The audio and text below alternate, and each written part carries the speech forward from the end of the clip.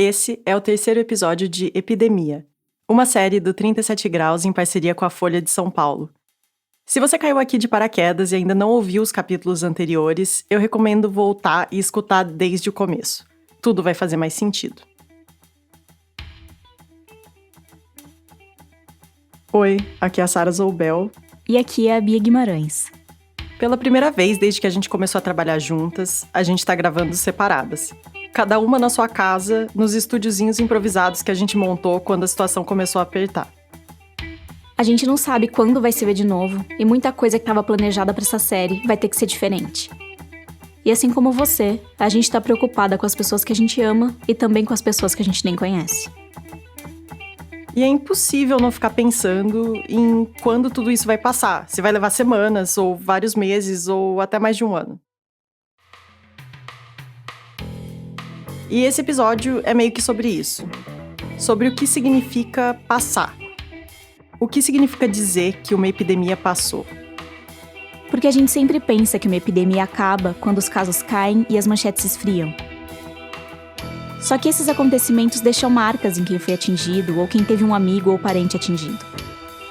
Isso vale para Zika, H1N1 ou Covid-19. Nesse episódio, a gente chega no presente, 4 anos depois que a Zika mostrou para o mundo que não tinha nada de inofensivo. Para falar o que acontece quando uma epidemia deixa de ser pauta nos jornais e todo mundo se esquece dela. Ou quase todo mundo.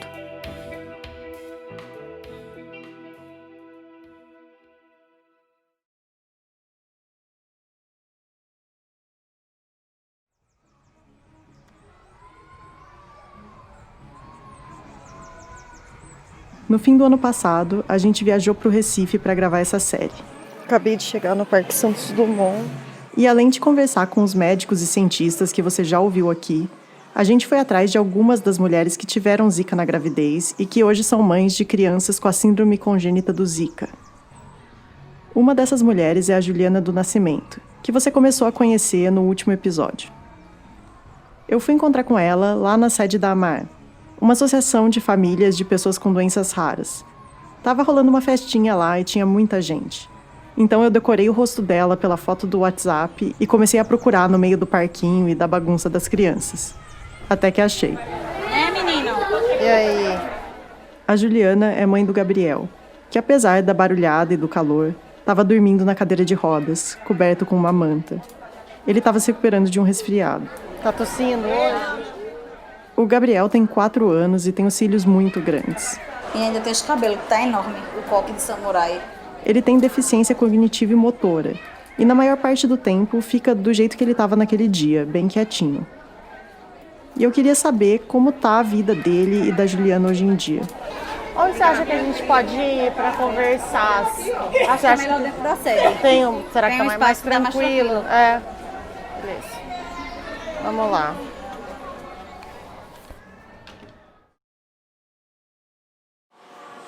Testando. Então a gente sentou para conversar num lugar um pouquinho mais quieto.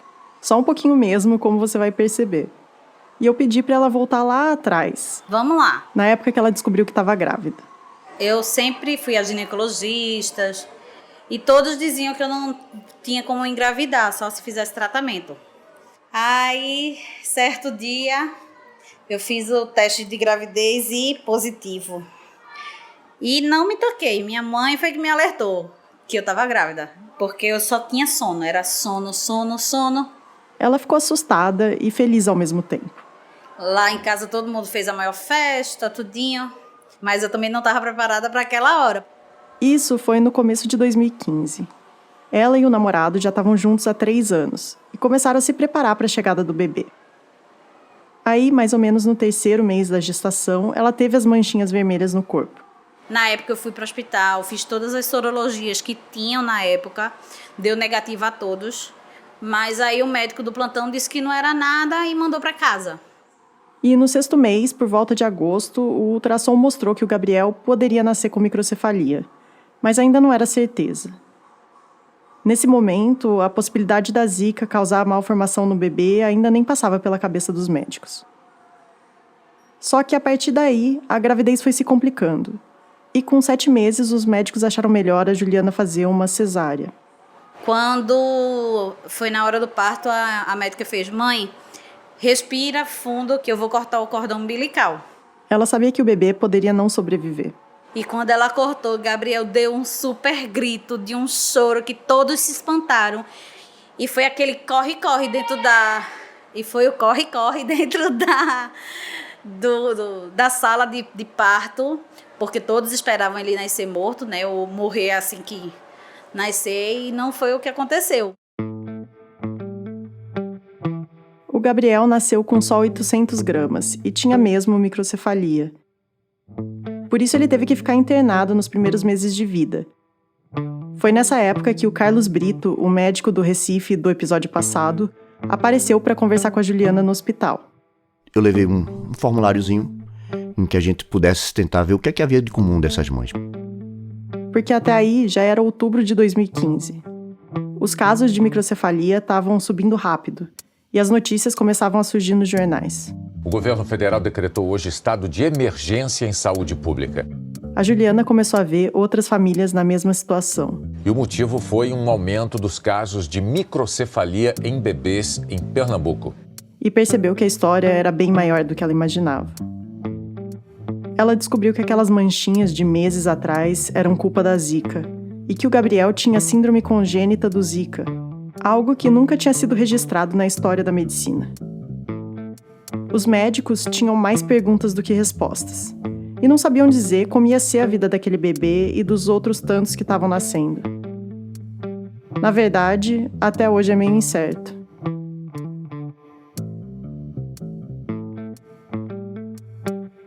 Naquele dia, eu e a Sara nos dividimos. Enquanto ela estava com a Juliana, eu fui conversar com alguém que pudesse ajudar a gente a entender os impactos do Zika vírus no desenvolvimento e na vida das crianças. Eu fui para o consultório da Adélia Henrique Souza. Eu tenho 25 anos de neurologista infantil. Que estava entre as primeiras médicas que começaram a perceber o aumento dos casos de microcefalia e foram atrás de investigar o problema. Eu vi várias microcefalias ao longo dos meus 25 anos de trabalho, mas não tantas em tão pouco tempo de uma forma daquela.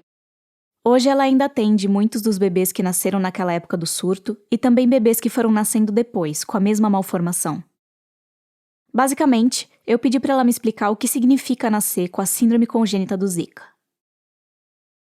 Na gestação, a cabeça do bebê cresce conforme o cérebro vai se formando dentro dela. Só que o Zika é um vírus que consegue atravessar a placenta.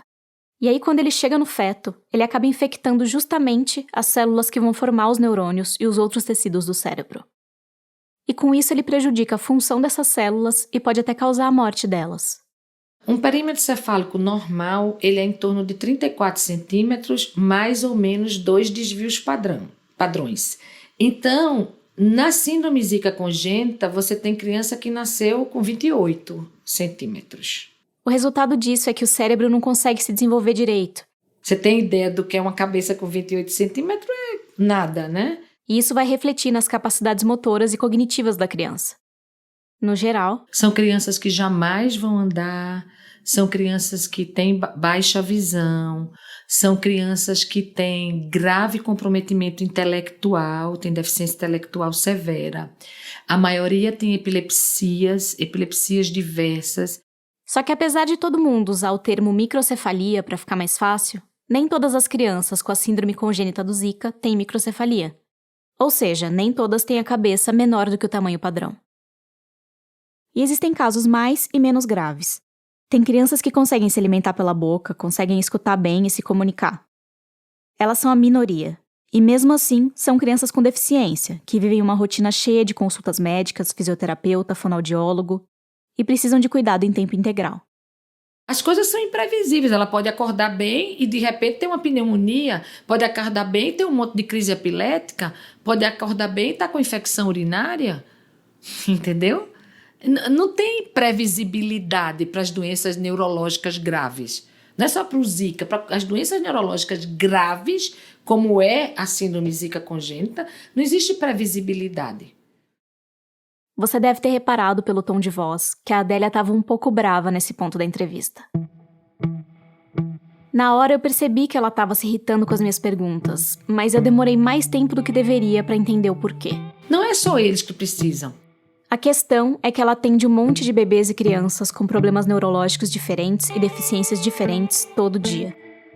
Inclusive crianças que têm microcefalia por outras razões, sem nada a ver com a Zika. Existem várias outras crianças com outras doenças que também precisam e que não têm. Só que todas as minhas perguntas para ela foram relacionadas à Zika. Todas. Mesmo nas questões mais gerais, sobre o processo de adaptação das famílias, eu só queria saber de Zika, Zika, Zika. Não é só o Zika que existe de doença. E eu acho que ela estava brava porque queria que eu entendesse que a Zika só deixou mais visível e mais urgente uma situação que já é antiga. A situação que muitas pessoas com deficiência e suas famílias passam desde sempre aqui no Brasil. Existe um monte de doença que precisa igualzinho e que não dispõe, não tem acesso. A dificuldade de conseguir consultas e terapias, a falta de acessibilidade das cidades, o desgaste dos cuidadores e o preconceito. Uma epidemia é capaz de escancarar muita coisa. Acho que agora, com o coronavírus, a gente está vendo isso bem claro. Tem vários problemas de saúde pública e de desigualdade social que estão mais gritantes do que nunca. A Zika fez isso também. E essa questão das pessoas com deficiência é só um dos pontos. Mas a gente já chega nos outros.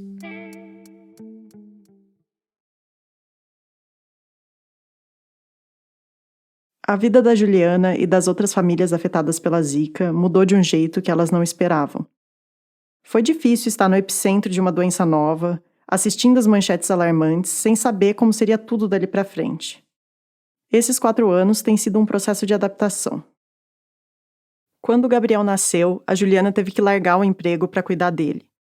O dinheiro fez falta, mas depois ela conseguiu ter acesso ao BPC, que é um benefício do governo para idosos e pessoas com deficiência que tenham baixa renda. Isso é bom porque garante um salário mínimo por mês, mas ao mesmo tempo obriga a família dela a continuar com uma renda baixa para não perder o benefício. Porque se a renda da família for maior do que 1/4 de salário mínimo por pessoa, ou seja, maior do que uns R$260 por pessoa, eles já não podem receber o BPC. Então, na prática, mesmo que a Juliana desse um jeito de conciliar todo o cuidado do Gabriel com o emprego formal, isso faria ela perder o direito ao benefício, que já é pouco para o que eles precisam. Sou casada com o pai dele, mas assim, a gente não mora junto. Ele mora com os pais dele, eu moro com os meus, até o dia que a gente conseguir ter o nosso canto. De uns tempos para cá, ela começou a fazer bijuterias para vender em feiras de artesanato. É uma coisa que ela antes fazia por hobby, e aí acabou virando um jeito de complementar a renda. O difícil é encaixar isso na rotina. É um corre-corre muito grande, eu e ele, para terapia, para tudo. Então, nem toda semana eu consigo ir para feirinhas para poder ganhar mais dinheiro. Então, é tudo um pouco mais complicado. Porque tem Físio e hidro na segunda-feira. Na terça-feira ele faz aqui, na AMAR. Musicoterapia e fono nas quintas. E ecoterapia na sexta. Mas quando dá para ir nas feiras, ela leva o Gabriel junto. Primeiro porque eu não tenho com quem deixar. Termina que Gabriel termina indo comigo para todos os eventos. E ele fica super de boa, ele não tem problema não. Agora quando ele quer brincar, ele quer brincar. E ele fica se esticando para sair, começa a me chamar, fica ei, ei. Aí até eu tirar ele da cadeira. Né, mãe? Nisso já era a hora do almoço.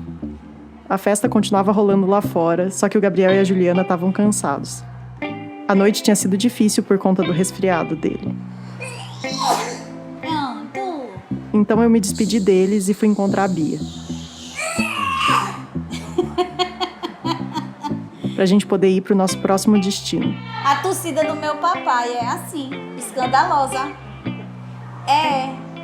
Eu puxei ao meu pai.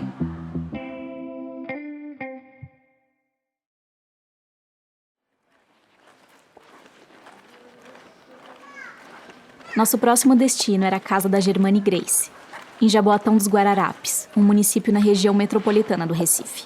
Está chegando na casa da Germane. Você também já ouviu a voz da Germane por aqui.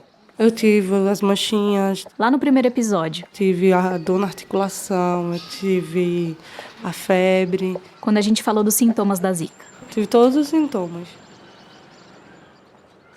Do bairro de Boa Viagem, onde a gente estava antes, até a casa dela, deu quase 1 hora de carro. É um conjuntinho de prédios. E esse condomínio onde ela mora tem mais de 20 famílias que têm crianças com a zika congênita. Isso por conta de um benefício que elas ganharam da Prefeitura de Jaboatão no ano retrasado. Oi, tudo bom? Sara. Tudo bom? Estou meio gripada, Primeiro foi Giovana, ela melhorou e eu fiquei doente. Eita. Quando a gente chegou, a Germane estava esperando na porta e o marido dela estava do lado de fora, cuidando do jardim com a ajuda de algumas crianças do condomínio. E a Giovana, filha deles, estava na escola e só ia chegar no fim da tarde. Só pra gente começar aqui, você fala seu nome e a sua idade? Meu nome é Germane e tenho 29 anos. Eu sou mãe da Giovana Grace, que está com 3 anos e 10 meses. Agora ela já fez 4. E você nasceu onde? Eu nasci em Belo Jardim. Eu sou de Belo Jardim, é o interior daqui de Pernambuco. Fica mais ou menos uns 200 quilômetros daqui de Recife. A Germane tinha o sonho de fazer faculdade de administração. Como na cidade dela não tinha esse curso, ela pediu transferência no trabalho e se mudou para o Recife. E foi através de uma amiga que ela conheceu o marido dela. Quando a Germane estava quase terminando a faculdade, em abril de 2015. ela descobriu que estava grávida. Até o dia do nascimento, eu pensava que minha filha ia ser uma criança normal, sem nenhuma deficiência, que eu ia levar a vida normal, ia continuar trabalhando, ia ter que só procurar uma creche, alguma coisa para deixar ela, porque eu não tenho família aqui, né? Então eu tinha que deixar ela em algum canto. Eram os planos, né? Até o dia dela nascer. E você estava planejando ficar grávida ou foi assim? Não, foi de surpresa mesmo. Não estava planejando. Não eram os planos. Eram os planos depois que eu terminasse a faculdade, né? Eu já estava com meu esposo, então a gente planejava depois que eu terminasse a faculdade. Aí a gente planejava realmente ter um filho, mas não era assim antes. Acabou vindo antes. A história dela tem várias coisas em comum com a história da Juliana, que você ouviu antes. Lá pelo 6º mês de gestação, a Germane começou a ter as manchinhas com coceira e um pouco de febre. E quando ela foi no médico... Ele só disse que era uma zika, que era dengue, que não sabia o que era, né? Que era tudo junto, era tudo a mesma coisa. Chikungunya, zika e dengue era a mesma coisa. Aí passou a medicação e mandou para casa. Não fez muita coisa, não. A diferença é que para ela, as notícias vieram antes do parto. Ela estava no 7º mês da gravidez, quando os jornais começaram a falar que os casos de microcefalia estavam aumentando de repente em Pernambuco e outros lugares do Nordeste. De agosto para cá, foram registrados 141 casos de microcefalia em 44 municípios de Pernambuco. Eu comecei a ver na televisão as crianças nascendo, aí eu ficava meio apavorada, assim, meu Deus, será que a minha filha também vai vir? E ficava aquele negócio na cabeça e fazia exames, ia para ginecologista, ela passava outras ultrassons e não dava nada. Mas ela não conseguia ficar tranquila. Então era meio assustador, realmente. E se você botasse na internet para pesquisar o que era microcefalia, era pior ainda. Aí era horrível. Então, realmente eu tinha medo que a minha criança viesse. E aí foi bem desesperador, realmente. Não tinha nada que ela pudesse fazer, a não ser esperar a Giovana chegar. E isso aconteceu em 21 de dezembro de 2015. E aí a pediatra que estava de plantão fazia toda a medição, media a cabeça, fazia tudo direitinho para justamente saber se tinha zika ou não. E aí ela chegou para mim e fez, olha, mãe, ela nasceu com 32 centímetros, ela aparentemente não tem nada, mas como está dentro do limite da microcefalia, então faça um exame da cabeça só para a gente ter certeza. E aí foi meio que assustador, porque foi ali que eu soube que ela poderia ter alguma coisa no dia do nascimento dela, né? Então a gente ficou meio assim, não. Aí minha mãe estava comigo, minha mãe veio no dia que ela nasceu e ela, essa médica tá doida, tua avó tinha a cabeça pequena, não sei o quê, e aí a gente ficou meio que assustada. Mas aí a gente teve que fazer. A gente demorou mais ou menos, acho que um mês para poder cair a ficha, a gente aceitar que a gente precisava correr atrás e fazer esse exame. E a gente foi fazer, aí quando fez a tomografia da cabeça, deu as calcificações, que é justamente decorrente da zika. O caso da Giovana parecia não ser tão grave como o de muitos bebês que estavam aparecendo nas notícias naquela época. Mas assim como a Juliana, a Germane estava cheia de perguntas, sem conseguir entender direito como iam ficar as coisas daquele momento em diante. Ela decidiu trancar a faculdade, mas tinha esperança que ia conseguir conciliar o trabalho com a rotina de terapias e consultas da filha. Tinha pediatra, tinha o neuro. No início a gente ia pelo menos uma vez no mês. E aí, depois da licença maternidade, ela voltou a trabalhar.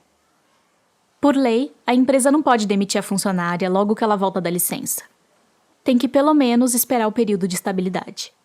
E foi isso que a empresa dela fez. Esperou 1 mês. A supervisora lá me chamou e achou que ia ser melhor eu ser demitida. Porque ela disse que ia precisar de tempo para cuidar da minha filha. Eu até tentei, lá tinha os 3 turnos, eu tentei ficar um turno que desse para conciliar e levar ela um turno, levar para as terapias, enfim. E o outro trabalhava, mas não quiseram conciliar. Então eu tive que realmente sair. Não deu. Com o marido dela, não foi diferente, só demorou um pouco mais. Até que ele também foi demitido porque ele também faltava. A gente levava atestado, tudinho, que estava no médico, tudinho, mas mesmo assim a empresa não quer saber, né?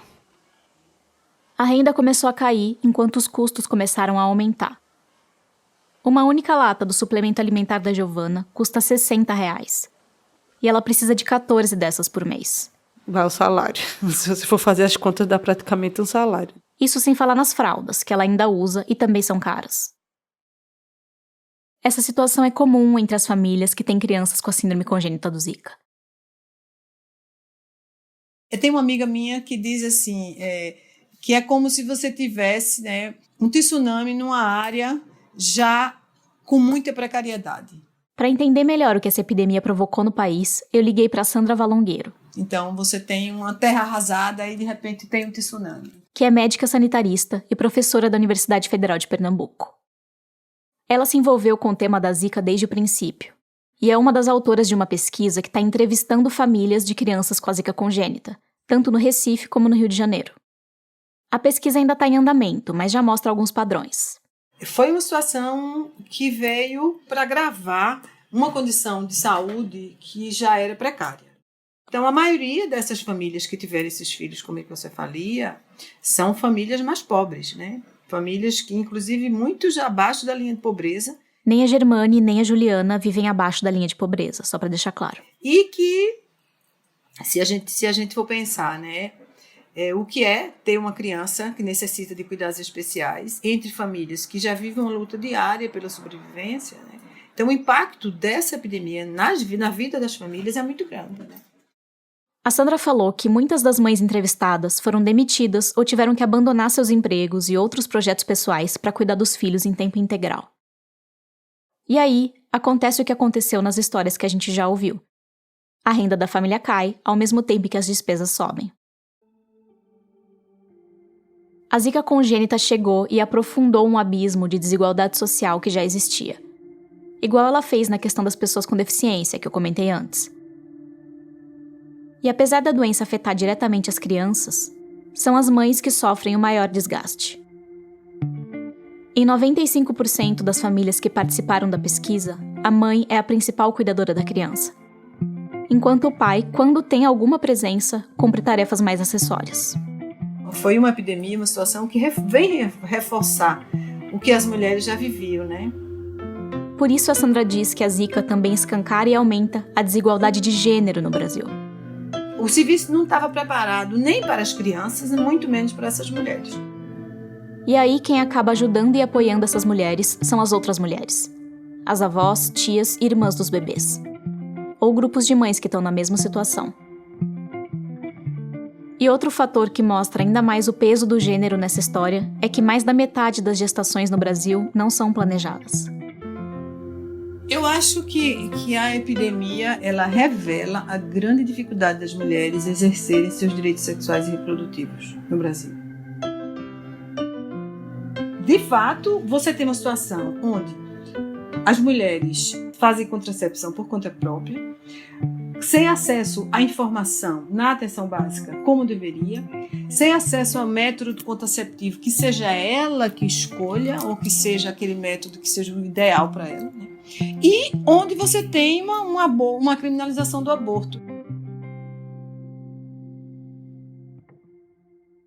E a Sandra disse que nesse sentido, a Zika não mudou muita coisa.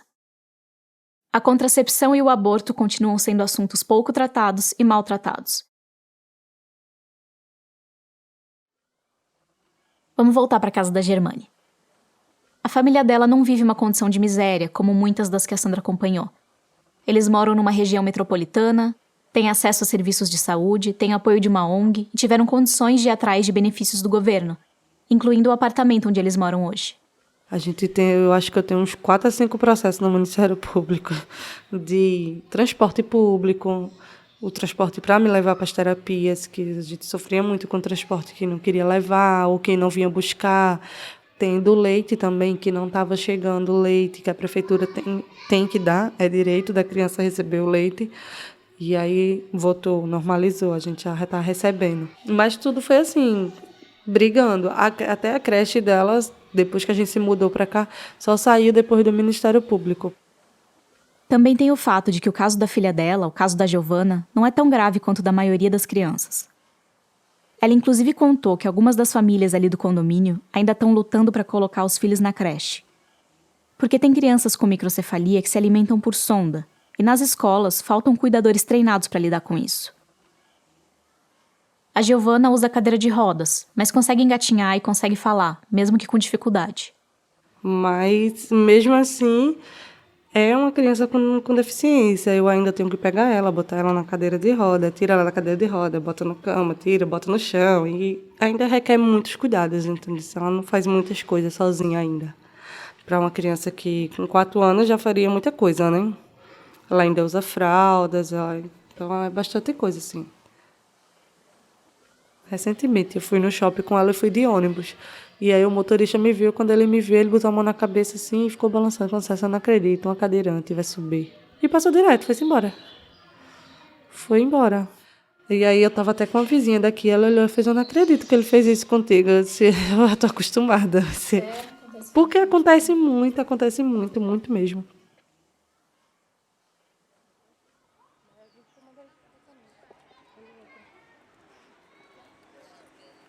Quando a gente acabou a entrevista, já estava na hora da Giovana chegar da creche. Então a gente foi pra rua esperar o ônibus dela chegar. Ela vem lá de baixo, aqui em cima é só terreno. Uma hora a Germane cumprimentou de longe um homem que também estava esperando a filha. Uma menininha que também tem microcefalia. Ela já fez 4. A Júlia já fez 4. E alguns minutos depois, o ônibus amarelo apareceu lá longe, subindo a rua. Assustar o motorista, chegou com tudo preparado.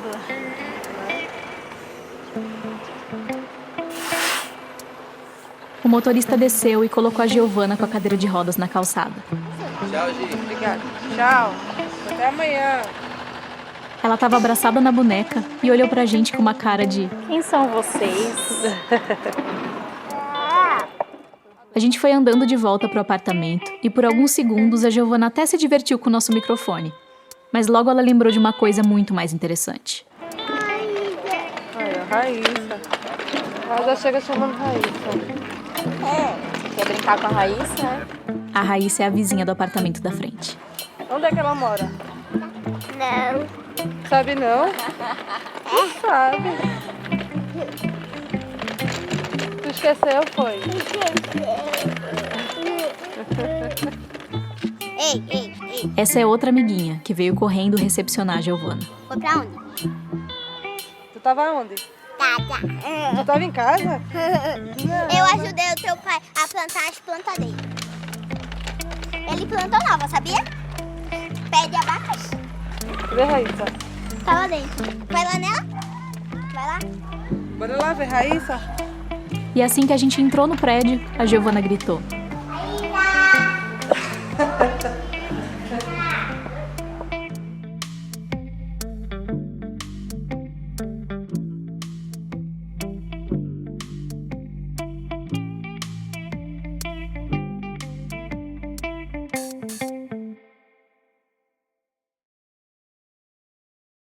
Hoje muita gente pensa na Zika como se ela fosse um problema do passado. Como se tudo tivesse congelado na virada de 2015 para 2016, quando o mundo inteiro ficou assustado com a transmissão do vírus para os bebês. Só que a vida não para só porque um assunto sumiu das notícias. Os impactos da Zika continuam ali. Inclusive agora, nesse momento de pandemia, os problemas antigos se somam com os novos. Na semana passada a gente entrou em contato com a Germane e com a Juliana para saber como estão as coisas por lá. E elas falaram que não tem sido fácil. As crianças estão sem ir nas terapias e os pais estão sem trabalhar e sem receber uma renda extra por conta da quarentena. A Germane ainda contou que a Giovana tá com gripe e ela tá preocupada. De 2015 até o ano passado, o Brasil confirmou quase 3.500 casos de Zika congênita. E agora, em fevereiro, o Senado aprovou uma pensão vitalícia para as crianças que nasceram até o fim do ano passado, como uma substituição para quem já recebe o BPC. E o valor é o mesmo do BPC, um salário mínimo. Só que com a pensão as famílias podem trabalhar e daí acumular outras rendas para poderem se sustentar. Essa medida agora está esperando a sanção do presidente. As famílias que não recebem o BPC por não se enquadrarem nas exigências de renda acabaram ficando de fora da proposta. E uma pergunta que ficou em aberto é como vai ficar a situação das crianças nascidas a partir deste ano. Durante a briga pela pensão vitalícia, mães, avós e representantes de ONGs foram ao Senado para contar suas experiências e defender a causa. E no Brasil que a gente vive, no estado que nós vivemos, ter uma criança com deficiência não é fácil, não. Naquele momento, todos os meus sonhos, todos os meus planos foram por água abaixo. Eu só queria tirar aquela criança de dentro da minha barriga. Eu só queria desistir do sonho de ser mãe. Na realidade, a gente vive uma situação que a mulher ela é a vítima de tudo. Não é a criança. A criança ela nunca andou, ela nunca falou, ela não sente falta. É a mulher que teve sua vida cessada, é a mulher que parou de ser mulher e é apenas mãe. Cuidadora em 24 horas, físio, fono, TO, psicóloga. Algumas delas argumentaram que a Zika congênita é um caso de deficiência diferente dos outros. Falo de uma deficiência que foi causada, que foi provocada de uma forma tão irresponsável ao ponto do Estado brasileiro não ter sido competente em prevenir. Indenização reparatória pelo dano causado pela ausência e ineficiência do poder público que não ofereceu medidas básicas de saneamento capazes de evitar a proliferação do vetor e nem oferece cuidados suficientes na saúde das nossas crianças.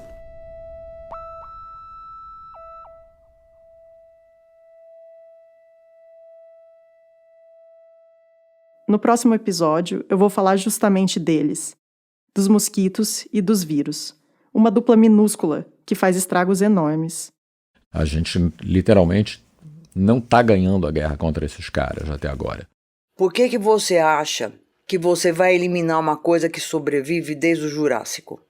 Eu sei que a essa altura você já deve estar cansado de ouvir falar de vírus, mas eu prometo que vai ser legal. Esse é um fenômeno que acontece, pode acontecer com uma certa frequência, nunca antes aconteceu com tanta frequência como acontece agora. Se eu for parada ou alguma coisa assim por policiais que eles estão fiscalizando, eu apresento esse documento e aí eu consigo circular com tranquilidade, digamos. Porque você trabalha com o corona. Porque eu trabalho com o corona, exatamente. Isso terça-feira que vem. Se você tiver alguma pergunta sobre o episódio ou um relato sobre uma epidemia que te marcou, manda uma mensagem no nosso WhatsApp. O número é 19 99 274 9129. Esse número também tá lá na descrição do episódio.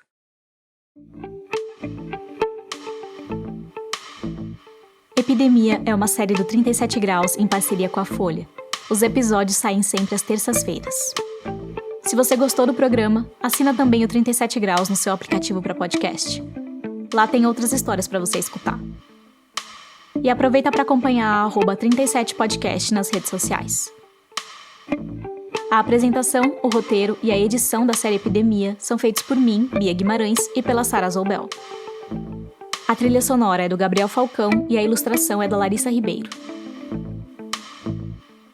O 37 Graus é uma produção do Lab 37 e tem o apoio do Instituto Serrapilheira, que financia a pesquisa e a divulgação científica no Brasil, e também faz parte do programa Google Podcast Creator.